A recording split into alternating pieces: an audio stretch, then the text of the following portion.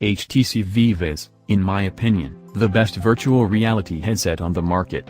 It was the first to offer hand tracking out of the box, and still reigns supreme as the best room-scale VR headset. The only problem is that the HTC Vive is losing its spot to the HTC Vive Pro. The Vive Pro enhances everything inside the original headset. It has a higher resolution, 2880 by 1600. To phrase it a different way, the HTC Vive Pro can now display 615 pixels, which is a 78% increase over the current Gen Vive. If the numbers aren't painting a clear enough picture for you, all these extra pixels translate to a cleaner view and nearly screen door effect-free gameplay. The new headset will make it easier to read small text in games and applications.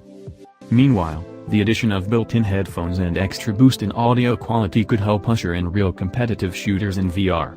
It doesn't help that it's lighter too. Altogether it might only be a half step towards a completely new HTC Vive, but hey, even half steps forward are welcomed here.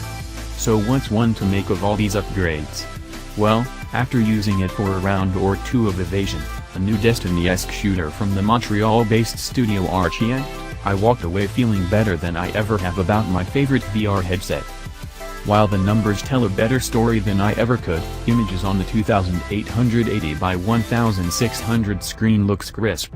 It was still possible to see the faint outlines of each individual pixel, but it became even easier to forget that the landscapes I saw were completely non-existent in real life.